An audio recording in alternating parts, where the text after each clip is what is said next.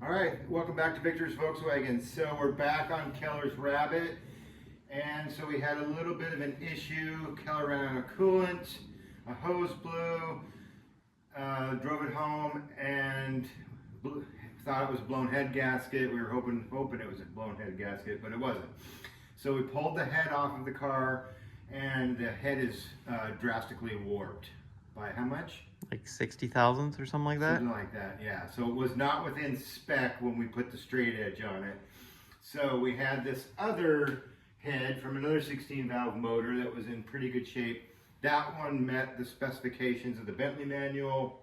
We cleaned it up, got a new head gasket, got new head bolts, put it on so the car's running again, but the transmission is, something's going on with the clutch. We're not sure. It's making a horrible noise with the clutch pressed in, and so it's got to go. So Keller got this motor from a neighbor. So our neighbor Andrew, what's Andrew's YouTube channel? Do you know? I can't remember off the top of my head. We'll post it in the show notes so you guys can see Andrew's stuff. So Andrew's got some really cool cars. He's got a B3 Passat 4-wheel drive with a TDI motor running 40 pounds of boost. It's insane. It's in the car show that we were just at, Pacific Waterland here in the Northwest over at Woodburn Drag Strip. And he's also got this absolutely gorgeous VR6, and he just put a new 24 valve VR6 Schrick intake manifold. Really cool stuff. So I'm pretty sure he's gonna probably have that on his YouTube channel, but we'll post to it. So Keller got this motor from him. Real cheap. How much? $200. $200. And this is out of a B3 too? Yep. B3 Passat? Passat, yeah. Yeah. So another 16 valve motor. But this is what the reason Keller bought it, because it has an O2J. O2A transmission. So the O2O, with the power that the motor's producing now, which isn't crazy horsepower, but what do you think? 200, 210, 220? It's just a little bit too much for the O2O, which hasn't been rebuilt. So this is a much more durable transmission, but different linkage, cable shift mechanism compared to the rod shift mechanism. Motor mounts are different. So what we're gonna do is we're gonna pull this off, clean it all up, check to see if the clutch is any good. Hopefully it's still good. And then Keller and I are going to make new motor mounts. So describe a little bit how the two motor mounts work that we need to make. So this one right here, it needs to come over just like maybe to about right here. And it looks skinnier too, isn't it? Like this dimension looks skinnier maybe? A little bit, so I could probably put some washers or something. Sure. So that will modify, and then this one, does it bolt on this side? It bolts on, well, these you poke can't through. Really These poke through, so you could use bolts on this side. Okay, we're not sure, but there's pictures online. There's kits you can buy. We're going to do it on the cheap, make our own. So yeah, and then the pedal. Yeah. So Keller's got the hydraulic clutch, cylinders, and the pedal. This is a Willwood pedal. So that's going to be mounted on the firewall to the left of the pedal assembly. We're going to have to figure out how this is all fit. We might have to move the expansion tank for the coolant. But yeah, that's our next little project on Keller's turbo build. So we're going to get started getting this off, clean it, and we're going to pull the other one out, start setting it up in there, maybe using some cardboard to make a mount, kind of like a mold out of cardboard, and then start welding them. So we'll take videos of the whole thing, and we'll see how it comes out. Okay, so we don't have an engine hoist here in the garage. This is our makeshift one. But we've lifted, how many, 4 engines now with it? Mm-hmm. We do need to get a new come along. This one's so whenever we lift anything. Oh. We gotta tighten these down. Oh wait, yeah. Yeah. Tighten them down real quick. What is it, a 13? Oh, it looks like I've got it. Here, go ahead and pause it. Okay.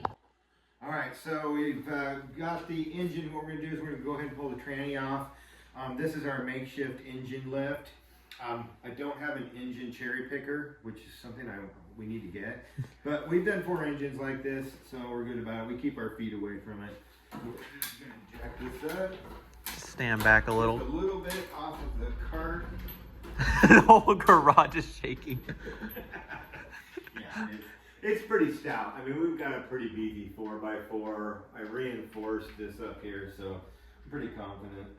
So yeah, we're gonna go ahead and yard this off and see how the clutch is. Did you want to keep recording? Yeah, I'll keep recording it. Okay. Oh, you hit my car. Oh, you hit my intercooler. Oh no. Go ahead and here. I'll film. Okay. Get all the stuff. So I'm gonna keep filming. Keller's gonna go because I gotta go in a few minutes, and I don't want to get all greasy. You sure you're a mechanic? Let's see, what are those, 19s? Yeah, that's what's on the O2Os. I'd use the impact. That's what I'm doing. I'm getting a couple extensions.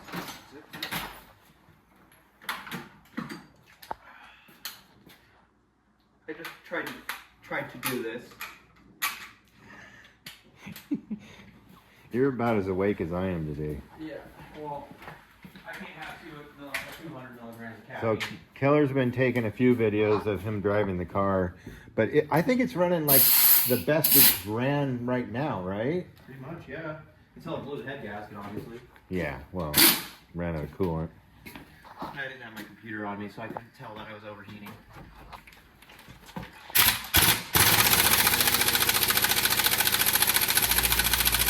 Jeez, that thing's on there. No, it's because I have too many extensions.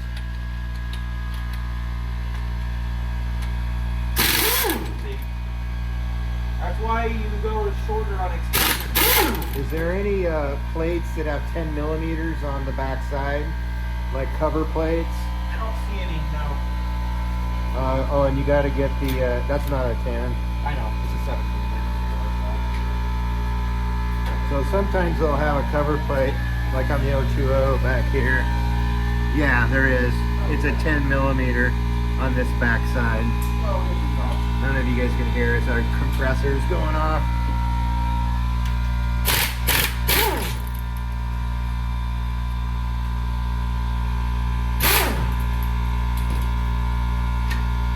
That is a wonky starter. It's like a newer one. It is. They have a different one for the O2As. Well, a lot of those newer starters, the old ones were really fat. Look at that one. That was a pretty tiny one.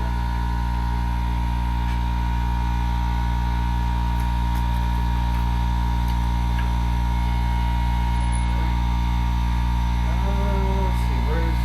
We have one more.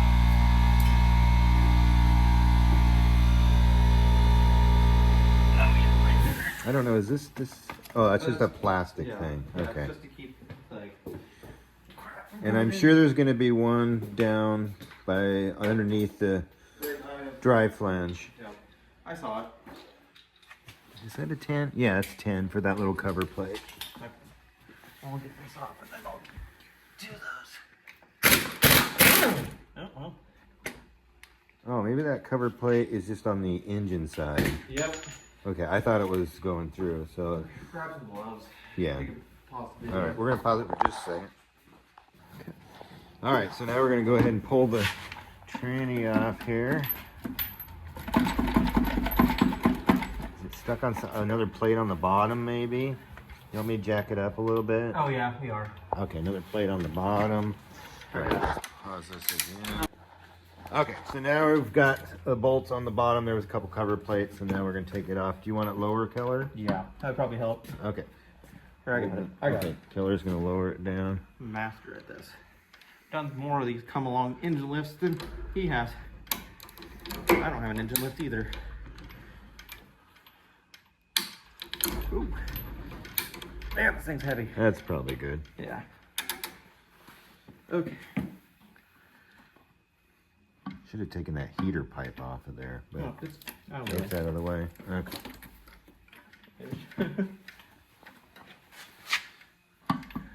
stuck. Oh, your nut is not completely out, maybe. I know. I gotta get it out. Just gotta zip it off. Make sure it doesn't fall. I know. I'm putting my back. My hand on the back.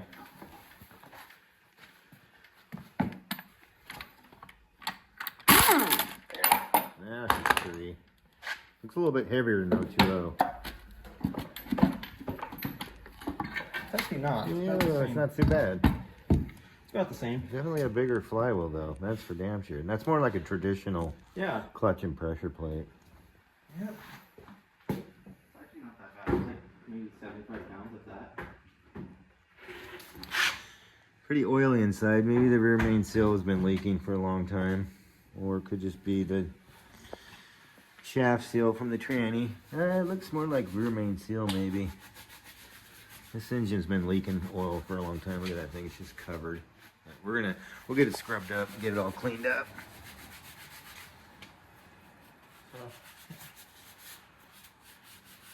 Or you can pause it. Okay, we'll pause it, and we'll take off the pressure plate. All right, so now that we got the transmission off, we're gonna get it cleaned up. But the next thing we need to do is install the hydraulic clutch pedal. So we found a location for it. It's gonna end up going right here next to where the wires come out of the fuse box. Our fuse box is kind of hanging off to the side. I think we'll kind of mount it off to the side. But it looks like we have enough room just to get this in here, and that's gonna have, where's the brake? It's a brake. A slave cylinder? Yeah. Or master's right here. Oh, here it is, right here. Okay. So the way this is going to work is that Other way. Yeah, this there you is go. going to sit, basically, maybe we'll probably move these wires down just a little bit. And we're going to get into this location where we're getting upper bolt, lower bolt. So yeah, that's what we're working on, and we'll film some of it. All right, so Grandpa had to leave, so I got tasked with the job of putting this in. So we're gonna put it in here. It actually goes in the exact same location the stock clutch went in, but we're just gonna figure out where we need to have it. It's about right there, actually. So you can barely see it, but it's very tight in here. But I'm just lining up the studs. I think the stud is gonna go somewhere around. The bottom stud's gonna go somewhere around here. So I'm gonna paint pen it and then tap the stud onto here to put a guide where I need a drill. All right, so I thought I'd give you guys a little bit of a update. So I got 3 holes drilled. This hole needs to be a little bigger. A hole saw will not cut through that.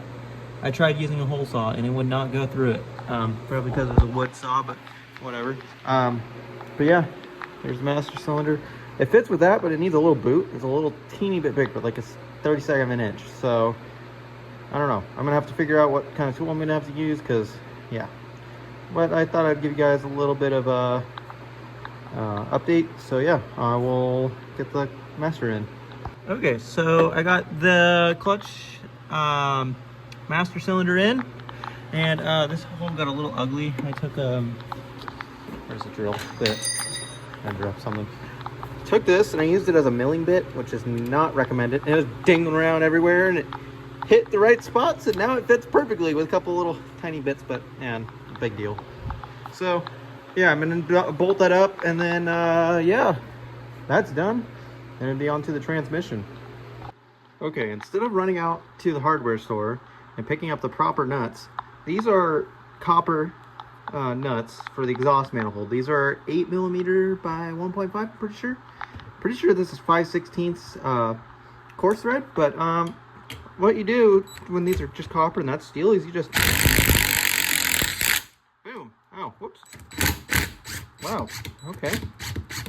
Didn't know those were threaded. But let's try if we can do it over here. Nope. Well, I thought that would work. Well, shoot. I've got a slight bit of cross threadage, but cross threads are better than no threads. But I might just run a tap through that and just re-tap them, to be honest. It might work. So yeah, let's see if that'll work. All right, so we're back on the pedal build. So Keller got the master cylinder installed, and it looks really good. And you can see how it fits right in here. So nice and flush, and it's just tight as hell. So we were gonna actually make a extra bracket to support it even more, but it is solid as hell, so it's not ever gonna go anywhere. So can you show a picture of the inside? Yeah, here. People can see how you mounted that. Yeah. So that's how it looks like right now. Hang on. So this is what it looks like on the inside. So I just literally just drilled 3 holes into the firewall and that big hole. And yeah, it looks pretty professional. So yeah. Yeah, it looks really, really good. So Keller just removed the pedal. So if you guys are doing this, you want to do the, what was the transmission again? O2A. O2A. So if anybody's looking at doing an OTA conversion, it fits right in there. One thing that might be a little bit different, this is the vacuum booster for Mark 3. So we did a video on that. You can watch it on, we did a whole thing on that, yeah, right? Yeah. So you can watch that. This was a conversion. So the one that comes with a lot of the rabbits is way bigger. So this might not fit there with a stock rabbit one, but with a Mark III vacuum booster master cylinder, it fits just perfect in. So we got that in. We're gonna clean the transmission. We gotta pull the old transmission out, and then we're gonna get it into place and then start mocking up our build for doing the motor mounts. So yeah, we're gonna keep at it. So we got the transmission out, the O2O, and so we had a really bad noise when Keller was pushing the clutch in, and I think we kind of figured out what happened. This is not supposed to be there. I don't think that's supposed to be there, Keller. I don't think so. So I think it's supposed to go, you know, right there. right there, yeah. So I don't know if this case is good. Could still be okay. Doesn't look bad, but yeah. So that's what happened. It was making the horrific noise. So good that he didn't get stuck on the road somewhere. We got that. I can't believe it didn't seize up somewhere. Mm-hmm. It's crazy. So yeah, so we got that out. We're gonna have to try to show the flywheel bolts. Yeah. Oh yeah, the flywheel bolts. Yeah, I know. Time getting them out. Some of them are okay, but others some of them are alright. Look, it's like a little gnarled right there. I think it's cut off wheel. So, all right, we're gonna keep going on getting the flywheel off of here and trying to get the other transmission at least mounted so that we can get it in place and then mock up our mounts. So that's where we're at. All right, so we got the clutch pressure plate. Obviously you saw the spring that was sitting in the bell housing, but check this out. Here is, so anybody that's worked on these clutches, this is the little thrust plate. Here we go, part of the pressure plate. The other part, it broke. Oh, this thing was still driving. Yeah. This car was still driving. Slipping the clutch like crazy though. And the clutch obviously is missing the spring. Still got good That's friction. what caused the problem. Oh, it just broke. It like broke? Yeah, broke. It broke right there. Yeah. So yeah, so you can see. Oops. Oopsie daisy. You can see where this. Yeah, it broke the piece retainer. Broke right there. So just too much force, RPM, Keller launching it. But yeah, I don't think I've ever seen one of those, although it's a little more high horsepower than some of the other Mark 1s I've worked on. But yeah, so that's why we're upgrading. It was making a bad noise. Oh, it's cracked on the flywheel too, like insanely. Cracked. Yeah, look at the little cracks you find out. Can you see them? Oh yeah. Cracked, rainbowed, powdered. Crazy. How about the back side? This is still tough ass Volkswagen part here though. I mean, look at that. Yeah, exactly. It's pretty fucking badass. Don't snort that. Yeah. Crazy. But yeah, here's the carnage. We're gonna save these 3 pieces and we'll hang them up, make a little picture frame out of them up here, because I've never seen one blow like that. Oh, I mean, we got the reverse gear too. Oh yeah, show them the reverse gear. This was on that 020. Oh yeah. Let me take this. This is our reverse gear. Here, show it to the side so I can. Yeah. We didn't have reverse, and we didn't know why. Reverse, but that's the reason why. So yeah, good old Volkswagen carnage here. We'll keep putting more stuff up here in the garage. But here's the clean 02A. Yep. We're gonna let it dry off just a little bit more, and then we're gonna dismount it up. We're not gonna do the clutch today. We're gonna mount this up, get it in position. Keller checked the level of the valve cover on the engine, perfectly level. So we're gonna jack this tranny up, get it all centered, and then we're gonna start mocking up for the motor mounts, and maybe some cardboard to mock it up. Yeah, probably. Something. And then look at the pictures of the ones that guys have done online. So we'll start that. Might be finishing that tomorrow. What time is it? It's like 5 o'clock, 4 or 5. We'll see how far we can get tonight. But once we get these mounts done, we'll show you us, or Keller, welding them up and getting them all lined up, and maybe take some measurements and show you guys precisely. So if you want to do this, you can get a good idea of how we're doing it. We're just going to mod up our own. We're not going to really we'll try to copy the guys online. But yeah, that's where we're at. So we're going to keep going. All right, so we've been working on the motor mounts, trying to get them to mate up with the O2A. So we had to do a little Frankenstein stuff. So this might look familiar if you have a Mark 1. This is the Mark 1 mount. But to make it work, you can see how we had to cut this piece here off of this, and then mock it up to where it sat offset like this, because before it sat over here. So you can see how we kind of got that going. It's kind of Frankenstein, but it is welded. Keller's got some pretty decent welds on here, but basically we had to cut this with the cutting torch, smash this down, just so that we had a surface to weld to, but it's plenty strong. It's not going to go anywhere. So this one came up pretty good. You can see how that looks. I don't know, did we do it before this? We didn't. Darn it. I wish we had another one, but if you have these, you'll know what we're talking about.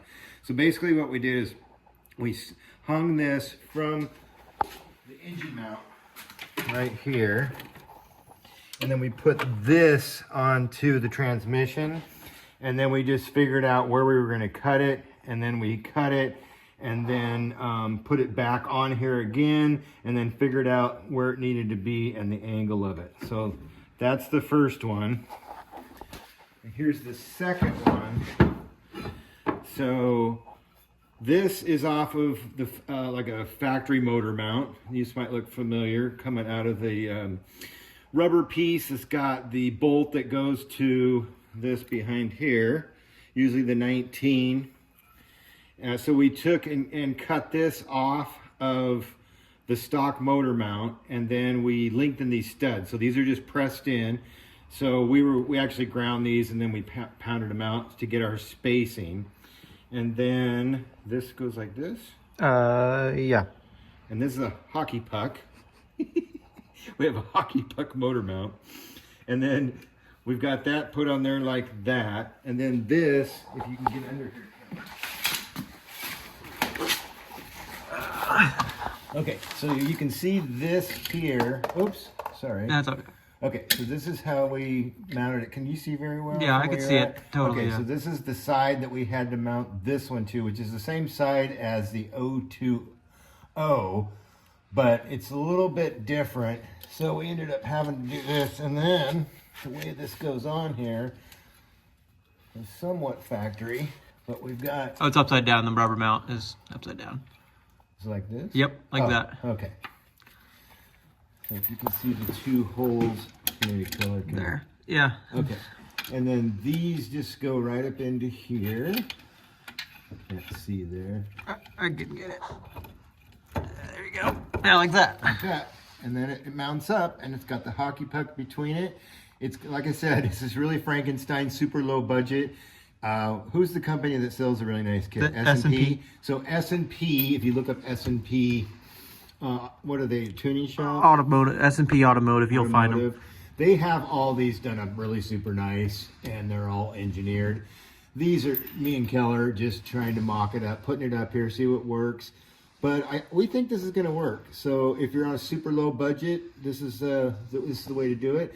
So now we're going to get this all mounted up. And now we can go back up top. I think we showed some of this. Okay. So Keller has the master cylinder and everything. Yeah. So we didn't have to relocate that master cylinder, by the way. Yeah. So here's the master cylinder for the clutch.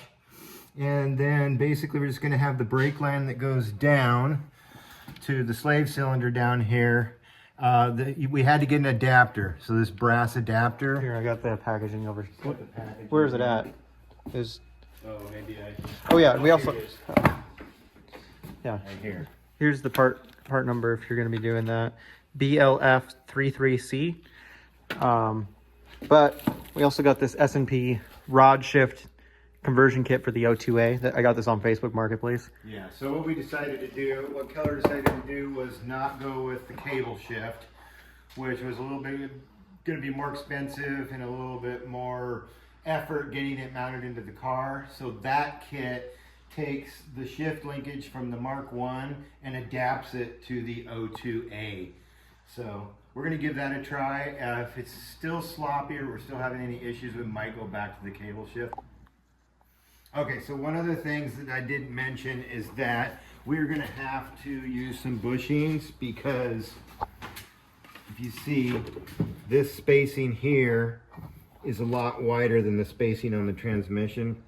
So we're going to do some measurements, and we're going to have to put some kind of a bushing and tack weld it on here to compensate for that. So we'll probably be ending up cutting this bushing in half, grinding it down a little bit until it's going to fit in there, and then get the bolts in there. And somehow we're going to have to try to figure out how to get it tack welded. I would assume we could probably mark it with maybe a marking pin or a paint pin or something. So once we do that, we're going to tighten everything up. Everything will be mounted, and then we can hook the hydraulic line, the brake line, from the master cylinder to the slave cylinder, and then we're good to go.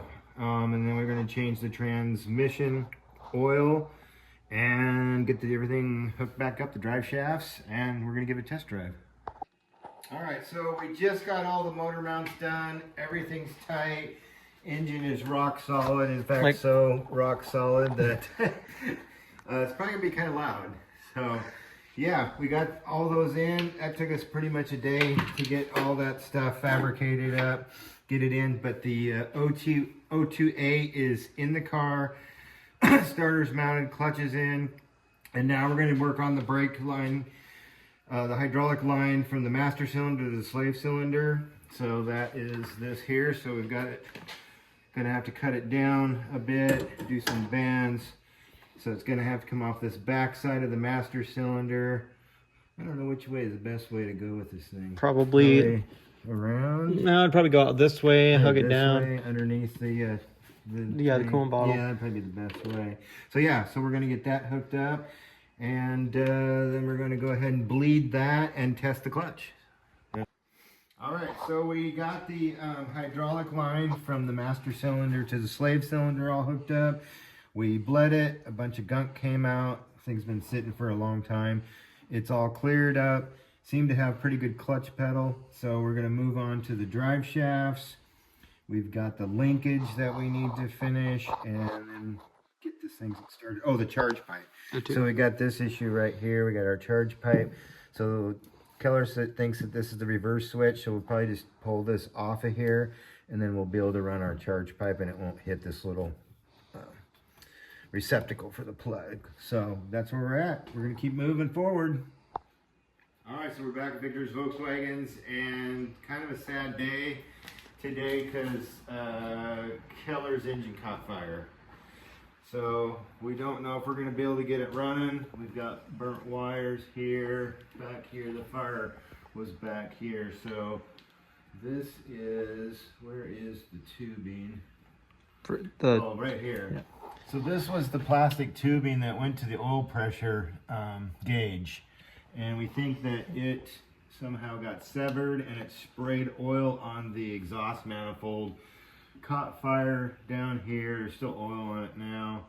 Keller was able, thank God we had a fire extinguisher in the car, because I think we're going to be able to save it and get it running again. But yeah, that's what we're looking at today. So we'll dig into it and then see if we can't get it going. We'll make a video at the end.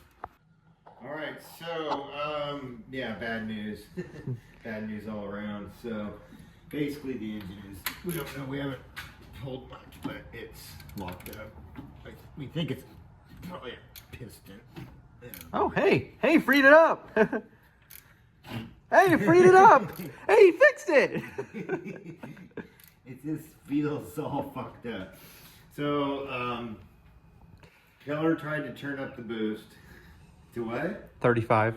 35 PSI on some regular gas, and I don't know, probably a piston burned up, something happened. We don't have a bore scope, but yeah, so now we're looking at a total rebuild. We do have another ABA block. We have another 16 valve head. I think this head might be fine. We don't know. But we got a lot of singed wires. These are singed. Singed wires down there. Singed wires up here. So I guess what we would do is we'll pull the motor, and once Keller gets all the parts sourced, so to do this, to handle more boost, it's going to need, you know, like pistons, rods. But for the time being, we do have the 16 valve out of the B3 Passat. So we might just throw that in there just so to get this thing running, and then Keller will get the money together to buy all the high performance parts, the rods, pistons, all the ARP stuff to get it to work and handle more boost. I'll run it at like 5 PSI on that one, because it's actually safe to run 5 PSI on those. But yeah, she's toast for now. But yeah, so as soon as we get this thing out of here, we'll dig into it and we'll see what's wrong. We'll do a teardown video of exactly what happened. But that's what happens when you try to run 35 PSI through an engine that's just not set up to run that kind of horsepower. So yeah, gotta kind of learn the hard way. But yeah, it's kind of sad because it was running really good. This thing was screaming, but screaming too loud. So that's where we're at. I need to hold on. I need to. Okay, go. Not good. Is the crank pulley even moving? Hang on, I don't think it's moving, because there's no way that 2 pistons. Yeah, it looks like it's moving. Oh, you know what it could be? It could be the freaking the cam gear, the cam gears, or the crank gears broke. The crank. Yeah, remember? The pulley. Yeah. Like it blew the. It must have seized up. It could have. The key might have. Kind of sheared off. Okay, so we can hang on. I think the. No, you're literally with. Oh, because you weren't all the way in the spark plug hole. Oh, maybe that's what. Okay, so those go up and down. Make sure it goes. Okay, there we go. Yep, no, we're good. It's fixed. It's fixed. Okay, let's go run it. Okay, we might have to go get a bore scope because I don't know. I think we got to just fix that. I think the crank gear just stripped. I think so, maybe. Cross our fingers. The nut's moving. Yeah, but yeah. The gear is. Yeah. Turn it right now.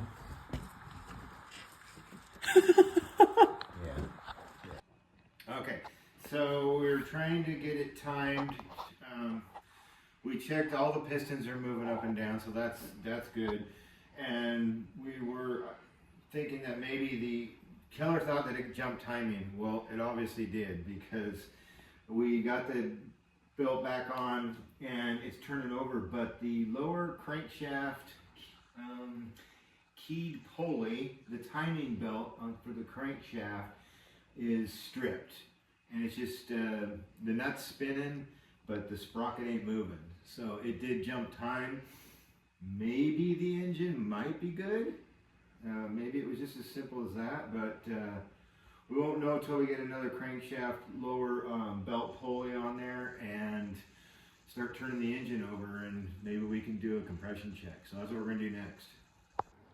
Okay, so we pulled off the lower crankshaft's pulley, and we're gonna see if there's No key. No key.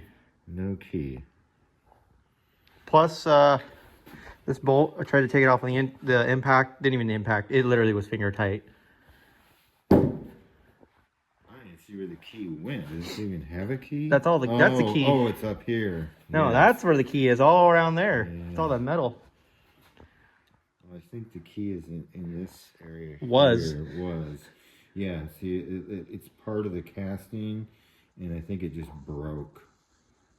So these are common, and then we've read about this with ABA, that the key that's forged in here, it just shears off, and they're notorious for jumping timing. So that's what this one did. So it's kind of weird. Bad news, good news. Bad news that, you know, obviously we got to put a new one on there. Can you look down and see if the crankshaft still looks good in the middle? Do you need light? It's a little bit like, I don't know if we could. It's still got the keyway, but it's got like a nice gouge, I guess. Not like a huge gouge, but it's got a flat spot. Does it look like it needs a new crank? I think we might be able to save it, maybe. I don't know. I have a bad feeling about it. Oh crap! Yeah, I don't know. Yeah, you might want to get down here, take a look. But it's still got the groove for it. So I mean, I think if we just tighten it down enough, I think it might be fine. I mean, it's worth trying to get a compression check out of it. Yep. Okay. All right, we're going to try to find another one, and if we do it, we'll do a compression check and we'll videotape it. Okay, so welcome back to Victor's Volkswagen. So I think last we left off, Keller's car caught fire, burned some wires, and then Jump timing. It jumped timing. So the timing belt sprocket on the crankshaft, the key broke. So it spun, and we thought this was a non-interference engine, but it is definitely an interference engine. Seems like we've bent valves. So what we're going to do is we're going to go ahead and pull the intake and the exhaust off, and then drain the coolant. And then we're going to pull the head and we're going to see what's wrong with it. So we do have another cylinder head. This is the third cylinder head, right? So we do have another one off a working engine, so we might just be able to swap it out. But yeah, so that's what we're going to do. We're going to take everything apart, pull the head, and we'll videotape what actually happened. Okay, so we're ready to take the head off. So what we've done, disconnected the exhaust manifold. We're leaving the intake on. We'll take that off on the bench when we get it on the workbench. Coolant pipes are all disconnected. Any wires are disconnected. So we're going to go ahead and crack all the head bolts, and then we'll lift the head off, and you guys can see the carnage that we have got going on. Okay, here we go. Lift straight up. Okay. Broken piston. I don't think so. Okay.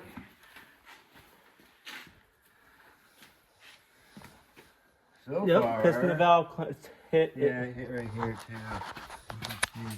Yeah. But they look okay. They're just slightly. It's just a slight interference motor. Yeah, that looks good. Nice. That's good. We'll have to rotate the engine and make sure those rings and everything are still good, but that's good. Yep. Hold on. Okay, now flip it. Okay, so I'll flip this over. Let me grab a rag real quick. There's a rag on top of the car. Okay. Okay, let's see how many valves are bent. All right, let's get. Looks like just the intake valves got bent. Exhaust gaskets off real quick. So bend them. Yep, all 8 intake valves are bent. Bent. Bent. Yeah, no, they're bent so hard. They're actually on the face of the head. Like, look, come look, turn around, take a look at this. They're actually stuck on the head. Oh my God. They are stuck on the head. Yeah, well, that'll do it. That's why we don't get any compression. Well, it wasn't even hit. That's why it was Yeah. like, "Ring," and that's probably why it shot fire out of the intake through the intercooler out the turbo. These all look good. Yeah, so I guess we just need the, intake valves. Intake valves. So that's So good-ish. that's what happened. Good-ish news. So if you got one of these builds like me and Keller have been working on, that's what's going to happen when you lose your lower timing belt pulley. Or just on jump the timing. crankshaft and it jump time. Good news is so far I'm gonna send that to my buddy with the 16 go. valve. Yep. is I think the head's okay. looks like the pistons are okay. That's good too. You think you gotta They probably are. clean them and spin it all over. It just barely hit the pistons. Look at this gouge though. That's how much interference there is on these motors. But I think that could still. It's still runnable. Let's run the other ones up. Let me get the. It's still runnable, guaranteed. But yeah, that's all it did. So yeah, I guess we're putting the head on today. Okay, so we've got the third cylinder head. This is the third cylinder head that we have put on this car. And it looks like it's in pretty good condition. Timing chain is tight. Cams look good. We checked the deck for warpage and it was within spec, so that was good. New head gasket, new head bolts, and we're putting it back together. Okay, so we got everything back together. We've got the third head on, and it's running. The only thing we kind of messed up on, and I should know this because I've done this before, we got the engine timed up on the bottom end, and then we put the head on, and we didn't get the head on top dead center, and we were like, oh my God, I hope we can rotate this over. But we were able to rotate it, didn't hit any valves. But yeah, if you're doing a head or a cylinder head of any type, always make sure that you have your timing on the bottom in timed correctly, and then your cylinder head before you bolt it down, because I bolted on my 8-valve Rabbit. I bolted the head down. It wasn't top dead center. We tried to turn it over. There was a lot of resistance. We bent a valve, and I had to pull the whole head off and do the whole thing over again. So that's a mistake that I've made before, and we almost made it on this one. But seems to be running good. We do have regular gas in here, and we noticed just running it briefly that we were getting spark knock at low RPM. And so we're going to go get some premium gas in the morning, fill it up, get the proper fuel in here, and then we'll start it. And we're going to clean some stuff up. We have all this junk that's still on here from the fire extinguisher.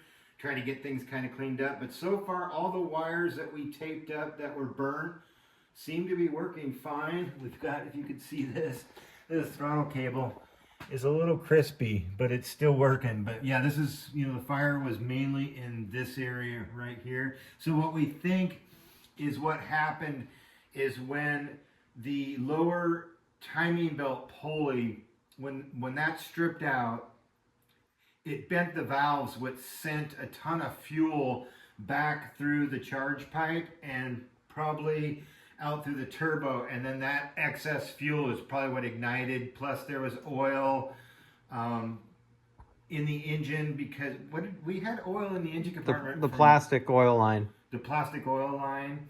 And then didn't we already have oil in the engine before that from something that went? The oil cooler, but it wasn't that much. Oh, it was the oil cooler. So there was not a ton of oil, but the whole back of the engine was covered in oil. A lot of the wires were covered. So when things caught fire, I think it just made it even worse. But we, thank God, we're lucky enough, especially this here, which is the crank position sensor wire. This got torched pretty good, but everything underneath the sheathing, it was fine. The car's running, so we think it's fine. We just put a little electrical tape. So it's a little patch job. Here's the, if you can see this. This is the plastic line to the oil pressure gauge. That got torched. So we've got a copper one that we got, and we're going to replace this in the morning. The other thing we need to do tomorrow is the clutch slave cylinder. the clutch is not pressing all the way in, so we were told by a local guy that lives up the street from us that it's more than likely the slave cylinder there's a little bit of hydraulic fluid that's bypassing it. It's gotten worn out and it's not completely pressing the clutch in. So we're going to do that. We have that. And is that everything that we're going to do tomorrow? Pulley. Oh, and the we have to do the alternator pulley for the serpentine belt and water pump. So okay, we'll get back at it in the morning and we'll do another video when we get everything done.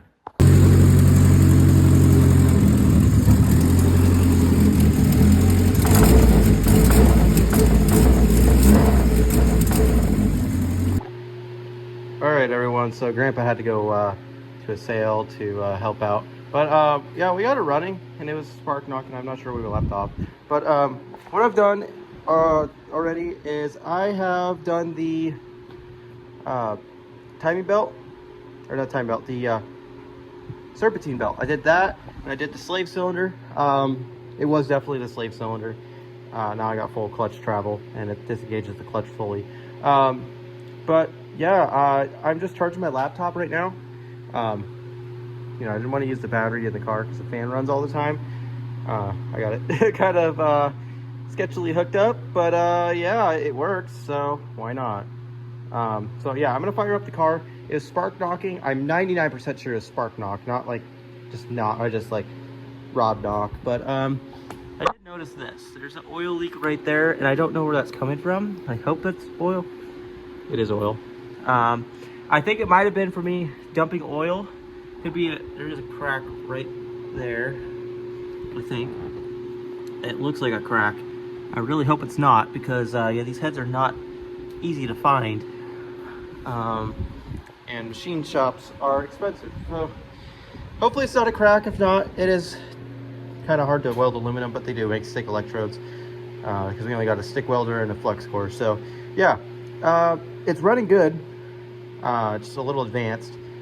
I didn't check the distributor and it was really advanced, so I retarded it, but it's still spark knocking a little bit. So yeah, I'm gonna turn down the cold advanced to like add like maybe 5 degrees or something like that. I think it's like 12 degrees adding, so it's like a total of like 32 degrees, because this starter does not like to turn. It's warmed up a little bit. So yeah, I'm charging my laptop. I'm gonna get the thing plugged in, everything ready to go, and then I'm gonna fire it up and I'm gonna turn down the timing as much as I can, because yeah, it is spark knocking really bad.